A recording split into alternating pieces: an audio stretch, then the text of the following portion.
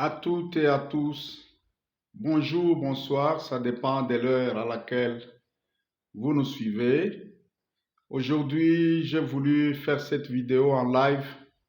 Je voulais parler à tous nos abonnés sur le mois de mars qui vient de commencer.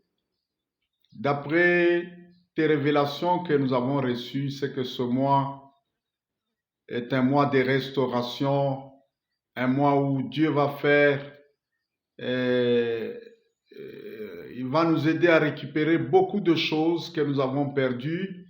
Il va nous aider à rattraper des grands retards que nous avons subis dans la vie. Et même, il va faire des surprises agréables dans la vie de beaucoup parmi nous. Et ce mois demande quand même une certaine discipline.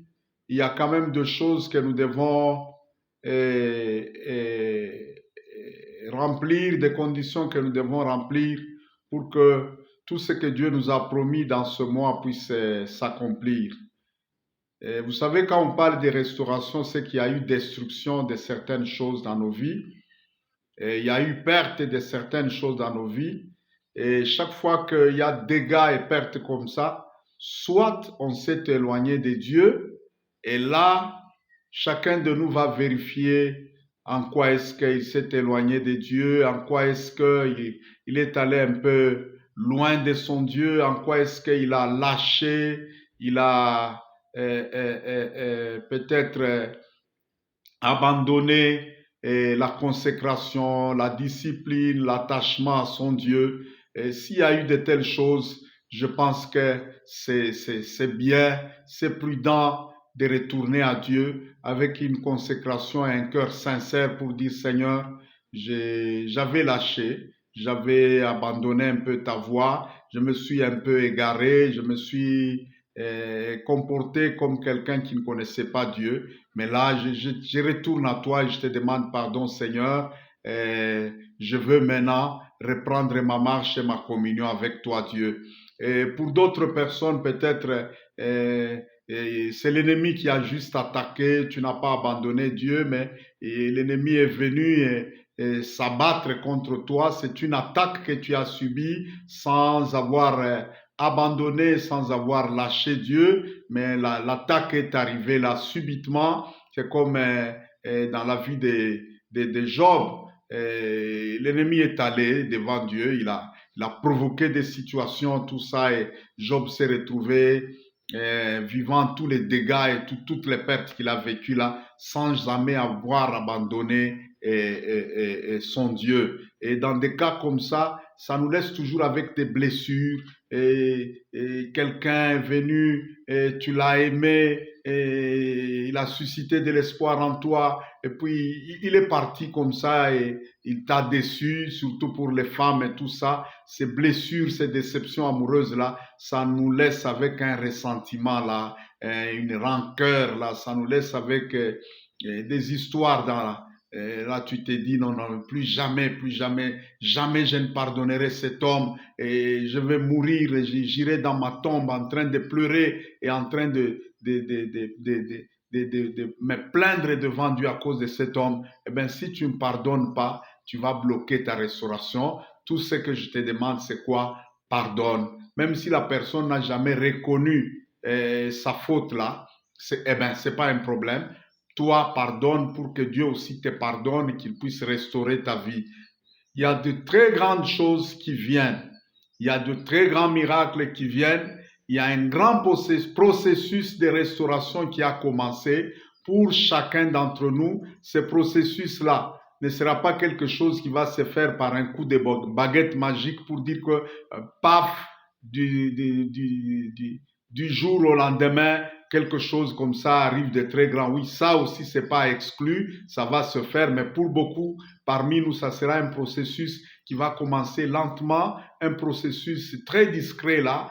Petit à petit, tu vas voir que les choses vont prendre un autre élan, les choses vont prendre une nouvelle allure et un nouveau vent va commencer à souffler sur ta vie. Si tu as connu des chocs et des déceptions comme ça, la première des choses que tu vas ressentir d'abord dans ton cœur, c'est qu'il y aura la paix, et il y aura tu vas oublier, ce poison-là ne va plus encore te ronger de l'intérieur comme ça t'est rongé là. Et tu vas commencer à sentir maintenant une joie inexplicable. Ok, tu n'as pas encore eu ce que tu attends là, mais tu sens déjà qu'il y a une joie à l'intérieur. Ça, c'est le premier signal de la restauration qui a commencé.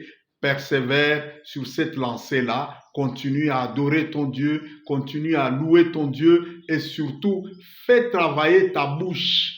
Fais travailler ta bouche en confessant déjà de grandes choses. Mon Dieu s'est déjà souvenu de moi. Mon Dieu va me bénir. Mon Dieu a déjà changé ma situation. Mon Dieu m'a déjà consolé. Plus jamais je ne vais plus encore pleurer. Plus jamais je ne serai encore une humiliation. De grandes choses sont déjà là. Elles commencent à germer dans ma vie. Quand tu commences à déclarer de telles choses, tu es en train de baliser le chemin, tu es en train d'activer la puissance du Saint-Esprit dans ta vie, tu es en train d'activer les puissances angéliques, les bons anges, les anges de Dieu, tu les amènes maintenant à travailler en ta faveur et à réaliser ces décors que ta bouche est en train de dessiner, ta bouche est en train de formuler avec les paroles de ta bouche. Ta destinée est une grande destinée, mais apprends à ne plus regarder aux choses en arrière, aux choses qui sont derrière. Et même Dieu nous le dit dans sa parole, ne regardez plus aux choses anciennes, ne regardez plus aux choses qui sont passées. Il y a de choses nouvelles qui veulent commencer. Il y a de choses nouvelles qui sont au point de se manifester. Regardez à ces choses-là. Je t'annonce que une grande restauration est en train de se faire et j'avais annoncé ça dans la prière du vendredi 1er mars. Si vous n'avez pas suivi cette séance de prière, vendredi victoire, allez-y s'il vous plaît, cherchez un moment où vous êtes calme, un moment où vous êtes à l'aise, peut-être tard dans la nuit ou bien trop tôt le matin. Priez, faites cette prière avec nous parce qu'il y a beaucoup de choses qui se déclenchent lorsque nous prions. Beaucoup de gens commettent toujours l'erreur quand on annonce une prophétie comme ça.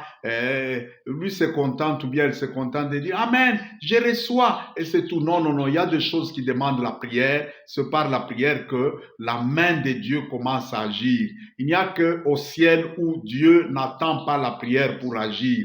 Mais ici sur terre, si nous ne prions pas, c'est comme si nous disons à Dieu, occupe-toi de tes oignons et ne viens pas agir dans ma vie. Voilà ce que nous disons à Dieu quand nous ne prions pas. Il a dit, les cieux sont les cieux de l'Éternel, mais il a donné la terre au Fils de l'homme. Donc, Dieu, c'est comme un papa bien éduqué, un papa bien là. Même si c'est sa propre parcelle, mais quand il donne une parcelle ou un appartement à son enfant, il ne peut pas entrer n'importe comment dans cette parcelle-là, il ne peut pas entrer n'importe comment dans cette maison-là. Vous allez voir qu'il sera toujours gêné, même quand il veut entrer là, c'est toc, toc, toc. Est-ce que je peux entrer? Et même il ne vient pas à tout moment là, à moins que toi-même tu ne l'invites. C'est ainsi que la terre aussi, il nous l'a donné à nous, la terre. Lorsque nous voulons que Dieu agisse dans nos affaires, nous devons lui donner le feu vert par la prière. Alors, prenons le temps de prier, prenons le temps de commencer à confesser ces nouvelles choses-là, parce que la restauration est déjà décrétée devant Dieu. Le mois de mars, à partir de ce mois, une grande restauration est en train de se faire. Merci, que Dieu vous bénisse et à très bientôt.